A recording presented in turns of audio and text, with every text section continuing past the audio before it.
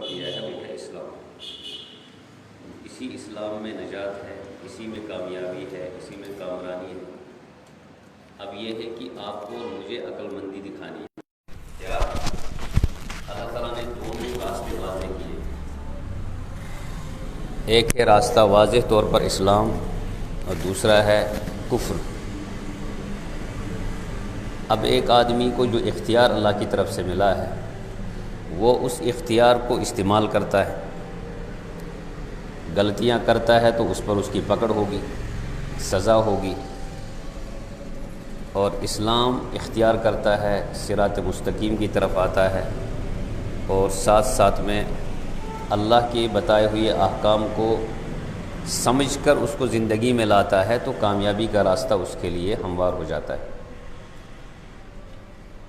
قرآن کریم کی ایک آیت ہے، اس کا مفہوم یہ ہے، واضح طور پر اس کا مطلب ہے کہ انسان اگر اپنی حالت کو خود نہیں بدلتا، اس کا مطلب یہ ہے کہ اللہ کی مدد بھی اس کو نہیں آئے گی۔ آدمی کو خود ارادہ کرنا ہے، خود احکام پر عمل کرنے کا ارادہ کرے، اللہ کی معرفت کو تلاش کرے، اللہ کی ذات کو تلاش کرے اور اس کے لیے جو ذرائع ہیں اس کو اختیار کرے تو اللہ کی مدد آ جائے گی۔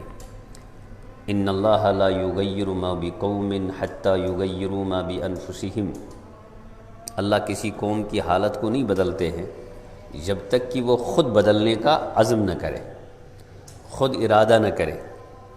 اور اس آیت کی روشنی میں بے شمار لوگوں نے لکھا ہے، اسی لیے آپ دیکھیں دنیا میں جن قوموں نے محنتیں کی وہ دنیاوی اعتبار سے ترقی پہ چلے گئے۔ یورپی ممالک کو آپ دیکھیں تو ترقی پر ہے بظاہر، اس کی بہت ساری وجوہات ہو سکتی ہیں، لیکن ایک وجہ یہ بھی ہے کہ انہوں نے ہر اعتبار سے، شرعی اعتبار سے جو ہمیں کرنا تھا ایک انسان کو بحیثیت مسلمان مومن کے، جھوٹ نہیں بولنا تھا، حسد نہیں کرنا تھا، محنت سے کام کرنا تھا، نظام کو مضبوط بنانا تھا، وہ ہم نے کیا نہیں۔ لیکن جن قوموں نے غیر مسلم ہو کر وہ کام کیے، دنیا میں انہیں ترقی مل گئی۔ اسی لیے علماء نے لکھا ہے کہ اگر کافر بھی نہ چاہتے، اس کافر تو چاہے گا ہی نہیں وہ اسلام پہ آ جائے جب تک کہ اللہ کی توفیق اس سے نہ ہو اور خود اس کو اندر سے اس کی طلب نہ ہو، لیکن اس کے باوجود اگر کوئی کافر اسلامی کسی وصف کو زندگی میں اختیار کرتا ہے، اس وصف کے اختیار کرنے کی وجہ سے اللہ اس کی مدد کرتے ہیں اور دسیوں چیزوں سے اللہ تعالیٰ ان کو نوازتے ہیں، زندگی میں صرف کسی اسلامی وصف کو زندگی میں لانے کی وجہ سے، حالانکہ انہیں آخرت میں اس کا کوئی فائدہ نہیں ہوتا۔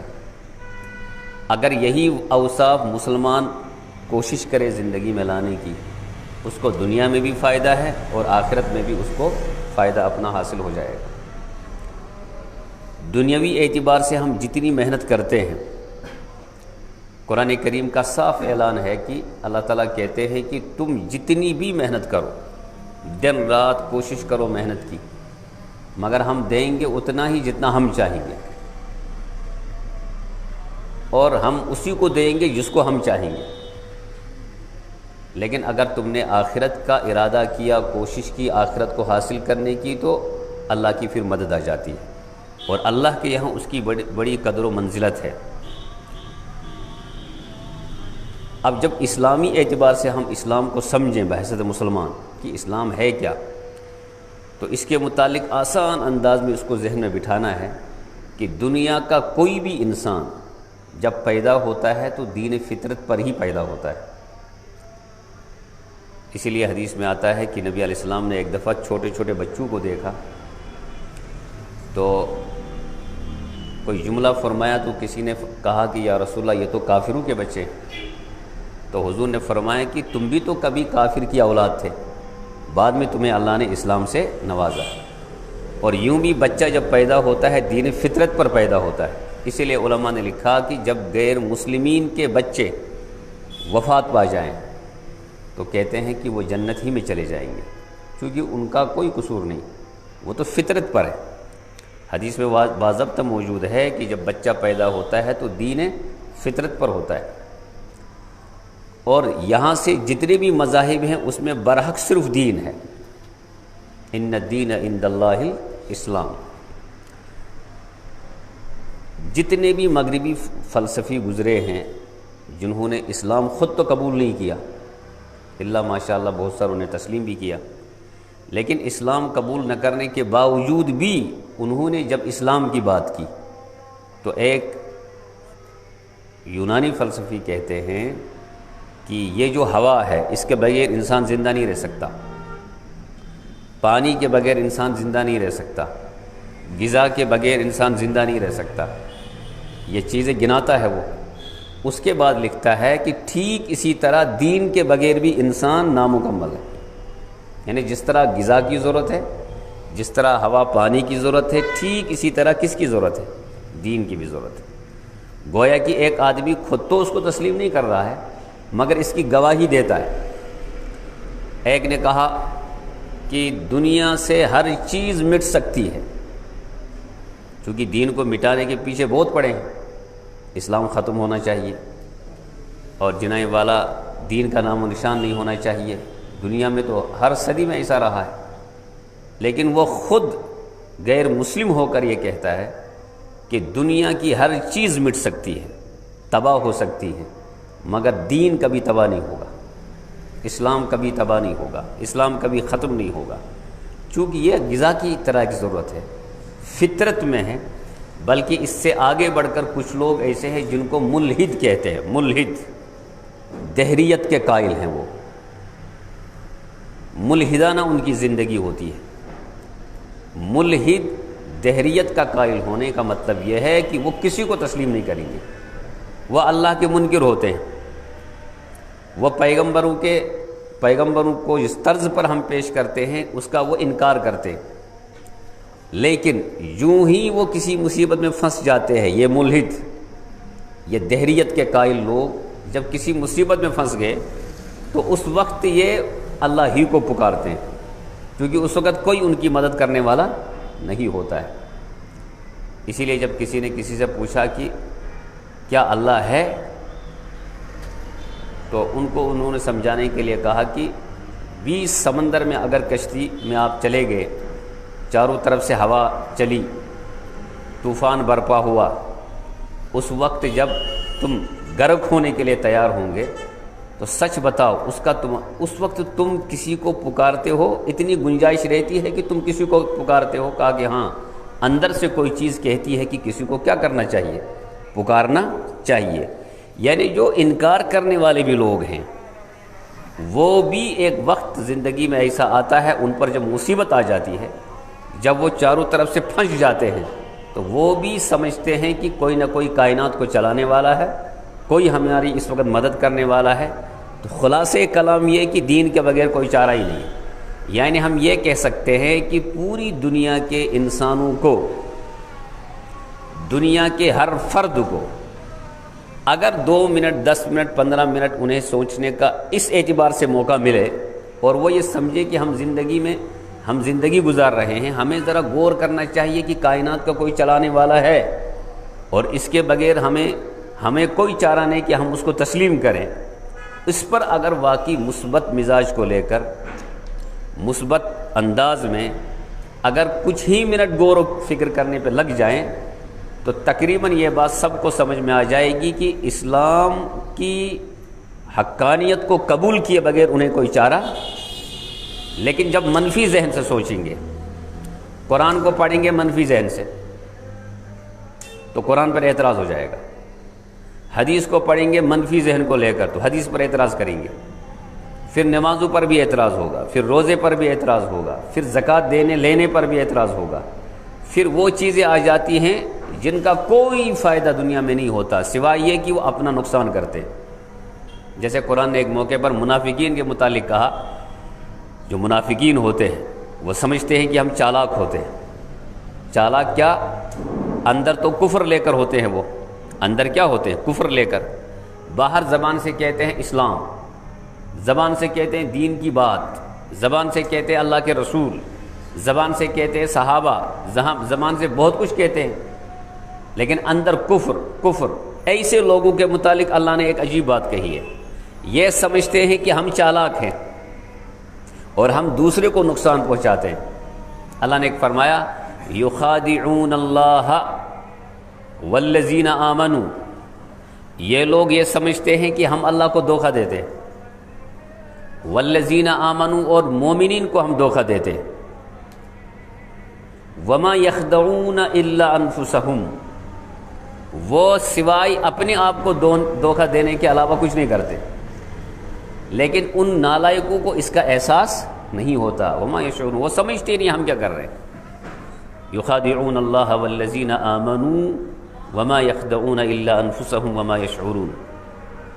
اچھا، انسان اگر اسلام سے دور ہو جائے، اگر یہ منافق بن گیا، پھر اگر کفر میں چلا گیا اور منافق رہا وہاں بھی، وہ نفاق بڑھتا چلا جاتا ہے۔ نفاق کے الگ الگ درجات ہیں، نفاق کے الگ الگ درجات ہیں، تو اس میں وہ جب چلا جاتا ہے اس میں بھی چالاکیاں کرتا، نفاق سے کام لیتا ہے، تو قرآن نے اشارہ دیا کہ جب نفاق بڑھتا چلا جاتا ہے، یہ انسان اللہ کی معرفت کی طلب میں نہیں آتا، نہ توبہ کے لیے تیار ہے، نہ اللہ کے رسول علیہ الصلوۃ والسلام کی سیرت میں آنے کے لیے تیار ہے، نہ اللہ کی رسی کو تھامنے کے لیے تیار ہے، تو اللہ کہتے ہیں فی قلوبہم مرض، یہ ایسا مرض ہے ان کے دلوں میں، یہ کم نہیں ہوتا ہے، یہ چونکہ اس سے باہر آنا نہیں چاہتے ہیں، امت کو دھوکہ دینا چاہتے ہیں، اللہ اور اللہ کے رسول کو دھوکہ دینا چاہتے ہیں، یہ مرض ان کے اندر ایسا ہے کہ فزادہم اللہ مرضا،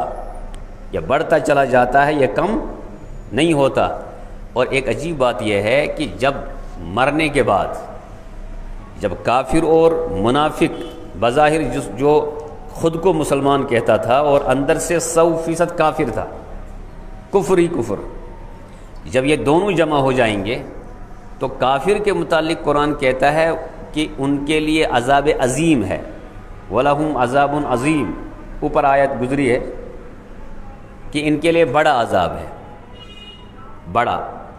بڑا عذاب ہونے کا ایک مطلب یہ بھی ہے کہ عذاب تو بہت بڑا ہوگا، لیکن اس میں بہت ہی خطرناک تشدد نہیں ہوگا۔ یہ ایسا ہے جسے کسی کو پکڑ کے بند کر دیا، کمرے میں بند کر دیا، لیکن اندر مار پیٹ نہیں ہو رہی ہے، تشدد نہیں ہو رہا ہے، لیکن عذاب تب بھی ہے اس کو۔ دوسرا یہ کہ کمرے میں بند کر دیا گیا اور ساتھ میں تشدد بھی ہے، ساتھ میں مارا بھی جا رہا ہے، ساتھ میں پیٹا بھی جا رہا ہے۔ تو کافر کے لیے کہا جا رہا ہے کہ بھائی بند ہے جہنم میں، لیکن بہت زیادہ تشدد شاید نہ ہو، لیکن ہمیشہ کے لیے وہ کس میں ہے؟ جہنم میں رہے گا، جہنم سے باہر نہیں آ سکتا۔ اس کے برعکس جو لوگ کہتے ہیں کہ ہم مسلمان ہیں، ہم تو بہت اچھا کام کرتے ہیں، ہم تو بہت دین کا کام کرتے ہیں، اندر سے کفر، جیسے عبداللہ بن ابی بن سلول کا رویہ تھا زندگی میں، تو اللہ تعالیٰ نے کہا کہ یہ چونکہ اندر سے انتہا درجے کے رذیل انسان ہیں، تو اللہ نے کہا ان کے لیے بڑا عذاب نہیں، ان کے لیے ہے وَلَهُمْ عَذَابٌ عَلِيمٌ، ان کے لیے دردناک عذاب ہے۔ دردناک عذاب کا آسان انداز سے ہم یوں سمجھائیں گے کہ اس کو اندر بند بھی کر دیا جائے گا اور ساتھ میں اوپر سے کیا ہے؟ پٹائی بھی ہے، تشدد بھی ہے۔ اسی لیے جہنم میں کچھ لوگ ایسے ملیں گے، اللہ تعالیٰ سب کی حفاظت کرے۔ جہنم میں کچھ لوگ ایسے ہوں گے کہ جو جہنم میں کہیں گے فرشتوں سے ہمیں یہیں رکھو جہنم میں، مگر یہ جو دوسرے جہنمیوں کو عذاب ہو رہا ہے ان کے سامنے ہمیں نہ رکھو۔ جہنم میں کچھ لوگوں کو ایسا عذاب ہو رہا ہوگا کہ دوسرے جہنمی ان جہنمیوں کے عذاب کو دیکھ کر ہی پریشان ہو جائیں گے، کہیں گے ہمیں رکھو یہیں لیکن ان کے سامنے ہمیں نہ رکھو، اتنا سخت عذاب ہوگا۔ تو آخر کوئی ایسی زندگی میں غلطیاں ہوئی ہوں گی، کوتاہیاں رہی ہوں گی، غفلتیں ہوئی ہوں گی، جس کی وجہ سے اس انسان نے اللہ کو بھی ترک کر دیا، اللہ کے رسول کو بھی چھوڑ دیا، دین اسلام کو بھی نہیں سمجھا، یہاں تک کہ اس کو انتہا درجے کا قیامت میں عذاب ملتا رہے گا۔ اس لیے بزرگوں، حقیقی کامیابی تو اسلام میں ہے۔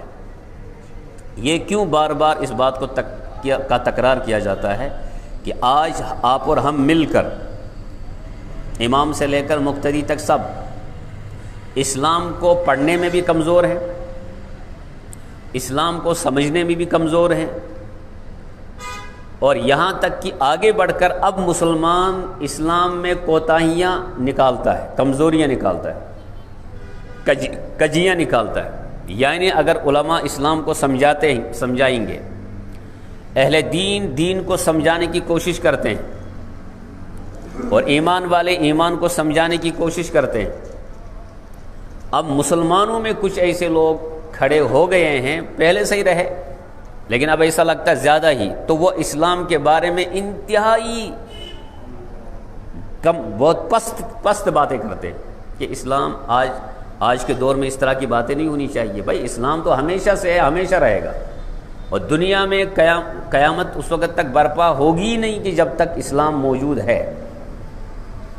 اب دنیا میں اسلام کی صحیح حقیقی ترجمانی کرنے والے علماء، مدارس، اہل تبلیغ اور اسی طرح دین سے جڑے ہوئے علماء جو خانقاہیں چلاتے ہیں، اس میں بیٹھتے ہیں، اس میں سمجھاتے ہیں، تو جب تک ہم وہاں نہ جائیں، جب تک ان کے قریب نہ جائیں، جب تک ہم خود نہ پڑھیں، سیدھی بات ہے ہمیں سمجھ میں۔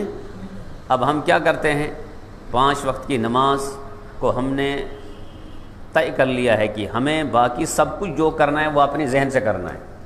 5 وقت کی نماز کو پڑھنے کے بعد یہ سمجھتے ہیں کہ شاید دین ہمارے ذریعے مکمل ہو گیا، ہم دین پر مکمل آ گئے، جبکہ دین صرف نماز نہیں، صرف روزہ نہیں، صرف زکوٰۃ ہی نہیں، صرف حج نہیں، بلکہ دین دنیا میں رہ کر ہر عمل کا نام کیا ہے؟ دین۔ اس کو ہم ایسے کریں گے کہ جس کو اسلامی طریقے پر کیا جانا چاہیے، یہاں تک کہ بیت الخلاء کیسے جائیں گے، نکلیں گے کیسے، سوئیں گے کیسے، اٹھیں گے کیسے، دکان ہم صبح کھولیں گے تو کس طرز پر کھولیں گے، شام کو بند کریں گے تو اس کا طریقہ کیا ہوگا، کسی سے گفتگو کریں گے تو اس کا طریقہ کیا ہوگا، ملیں گے تو طریقہ کیا ہوگا، لوگ دکانوں پہ خریدنے آتے ہیں، اشیاء خریدیں گے، جب آپ فروخت کریں گے تو اس کا طریقہ کیا ہوگا، گفتگو طریقہ کرنے کا ایک اپنے گاہک سے کیا انداز ہونا چاہیے، ایک ایک چیز احادیث کے اندر موجود ہے، کوئی بھی چیز دین سے باہر نہیں، ہر چیز کو ہم آسانی سے دین میں سمجھ سکتے ہیں، لیکن ہم نے وہ کوشش ہی نہیں کی۔ کوشش اس لیے نہیں کی کہ ایک دور ایسا آیا کہ باضابطہ منظم انداز سے کچھ لوگوں نے اس پر محنت کی کہ دین کو الگ کر دیا جائے اور دنیا کو الگ کر دیا جائے۔ اسی لیے ہم کشمیر میں بھی سنتے ہیں کٲشِر چھِ وَنان ہے یہ گو دنیا دار، یہ گو دین دار، چھنا کٲشِر وَنان۔ سوال چھ کہ دنیا دار کُس چھُ تہٕ دین دار کُس چھُ۔ اگر ہم جو آدمی یہ کہتا ہے کہ یہ گو دنیا دار، یہ کیا گو دیندار، تو دیندار کے مس ونو تو دنیا دار کے مس ونو، یہ تقسیم ہی غلط ہے۔ دنیا میں رہ کر کوئی دنیا دار نہیں ہوگا اگر ہر کام دین کے اعتبار سے کر رہا ہے، یہاں تک کہ اس کا بیت الخلاء جانا نکلنا بھی عبادت بنے گا اگر اس نے دعا پڑھنے کے بعد وہ گیا اور اس کے بعد نکل کر اس نے کیا پڑھی، دعا پڑھی، تو یہ تو جانا دینی طرز پر ہوا۔ آپ دکانداری کریں اور حدیث کے مطابق کریں، کیا حضور نے فرمایا کہ امانت کے ساتھ دکانداری کرو اور سچائی کے ساتھ دکانداری کرو، تو یہ دکانداری تو عبادت بن گئی۔ آپ مال تجارت کو جمع کرتے ہیں، پھر خرچ کرتے ہیں غریبوں پر بھی، اپنی اولاد پر بھی، اپنی ذات پر بھی، اپنی بیوی پر بھی، اپنے والدین پر بھی، اپنے دوستوں پر بھی، ضرورت کے مطابق قرض بھی دیتے ہیں، ضرورت کے مطابق کسی کی مدد کرتے ہیں۔ یہ کمانا، یہ لانا، مال دینا اور جتنا بھی اس معاملے میں آپ محنت کرتے ہیں سب تو دین بن گیا۔ یہ شاید دین کے نیچے دنیا دے دی، یہ تو دین ہے۔ پھر یہ کس نے تقسیم کیا کہ یہ دنیا دار ہے اور یہ کیا ہے؟ یہ جو تقسیم ہے نا، یہ دنیا دار، یہ دین دار، یہ غلط تقسیم ہے۔ یہ میں نے اس کو ذہنی قبول کر لیا۔ اب ایسے ونا یہ گو مولوی صاحب تو یہ گو عام نفر، کیا مطلب ہو؟ یہ عام نفر کیا ہے؟ یہ مولوی صاحب کیا ہے؟ مولوی صاحب جا کے نو مخلوق ہے۔ یہ مولوی صاحب اور عام آدمی دونوں مسلمان ہیں، فرق اتنا ہے کہ مولوی صاحب نے دین کو سمجھنے کی کوشش کی، آپ نے اور میں نے نہیں کی۔ اس میں آپ کو ہمیں سمجھنا چاہیے کہ ہماری کوتاہی ہے۔ جس طرح امام نے محنت کی تھی، جس طرح مولوی صاحب نے محنت کی، جس طرح دوسروں نے محنت کی، اسی طرح ہمیں بھی کیا کرنا ہے؟ محنت کرنی ہے اور دین کی اہم ترین باتوں کو سمجھنا ہے۔ کم از کم مسلمان اتنا مضبوط بنے کہ حلال اور حرام میں وہ فرق کر پائے۔ اس لیے حدیث میں آتا ہے کہ امت میں سب سے بڑا فتنہ یہ ہوگا کہ مسلمان کو بحیثیت مسلمان کے حلال اور حرام کی تمیز نہیں ہوگی۔ اس سے بڑھ کر فتنہ کیا ہو سکتا ہے؟ مسلمان خود کو مسلمان کہتا ہے مگر امیچن پتی حلال کیا گو امیچن پتی حرام. تو کم از کم حلال اور حرام کا پتہ ہونا مسلمان کے لیے فرض عین ہے. اس لیے ہم ارادہ کریں گے. کیا کریں گے؟ ارادہ کیا؟ ایک تو ہم 100% دین اسلام پہ رہیں گے اور کبھی بھی دین کے بارے میں مشکوک نہیں، معاملہ اپنا مشکوک نہ کریں. دین 100% صحیح ہے، دین کی محنت 100% صحیح ہے، دین پہ کسی بھی حالت میں جم کے رہنا ہے. حالات آئیں گے، مسائل بھی پیدا ہوں گے، اللہ آزمائیں گے بھی، لیکن دین کو کبھی ہم ذہنی طور بھی دل کے اعتبار سے عملی طور پر ترک کرنے کے لیے تیار نہیں. ہر اعتبار سے دین میں ہی کامیابی ہے. اللہ نے خود بھی کہا ان الدین عند اللہ الاسلام، اور ساتھ میں محمد الرسول اللہ صلی اللہ علیہ وسلم نے فرمایا الدین النصیحہ، دین ہی خیر خواہی کا نام ہے. آپ کو اگر صحیح بات ملے گی وہ دین سے ملے گی. دنیا میں امن آئے گا تو دین کے ذریعے آئے گا، دنیا میں انسانیت آئے گی تو اسلام ہی کے ذریعے انسانیت آئے گی. قرآن پڑھ کر ہی ایک انسان بنے گا، حدیث پڑھ کر ہی ایک انسان صحیح معنوں میں انسان بنے گا. ورنہ دنیا میں جتنا بھی یہ ظلم اور تشدد اور جبر یہ سب کچھ جو ہوتا ہے وہ دراصل اسلام سے دوری ہے، دین سے دوری کی وجہ سے ہے، قرآن سے دوری کی وجہ سے ہے. ہم جب مسلمان خود قرآن کے قریب آ جائیں، حدیث کے قریب آ جائیں، اللہ کے رسول کی سیرت کی روشنی میں زندگی کو لائیں، تو ہم دوسروں کے لیے انشاءاللہ دوسروں کے لیے ہم ایک نمونہ بن سکتے ہیں کہ دیکھو واقعی یہ حقیقی معنوں میں مسلمان ہیں. دوسرے اہل یہود ہوں، اہل نصارہ ہوں اور اس کے علاوہ دوسری قومیں ہوں، وہ آپ سے ہم سے سبق سیکھیں گی کہ یہ تو صحیح معنوں میں دنیا میں اسلام پھیلاتے ہیں، صحیح معنوں میں امن پھیلاتے ہیں، صحیح معنوں میں یہ انسان ہیں. ہمیں بھی ان سے کچھ نہ کچھ سیکھنا چاہیے. کرو عمل انشاءاللہ. اللہ تعالیٰ مجھے بھی عمل کی توفیق نصیب فرمائے، آپ کو بھی عمل کی توفیق نصیب فرمائے، اور جو بھی کچھ اس وقت دنیا میں بحیثیت مسلمانوں کے خصوصاً حالات ہیں اللہ ان میں تبدیلی لائے، اور اللہ تعالیٰ رحم و کرم کا معاملہ فرمائے، اور ہم سب کو صحیح معنوں میں جس طرح مسلمان ہمیں بننا چاہیے ویسا مسلمان بننے کی اللہ ہمیں توفیق نصیب فرمائے. سبحان ربک رب العزت عما یصفون وسلام علی المرسلین والحمد للہ رب العالمین.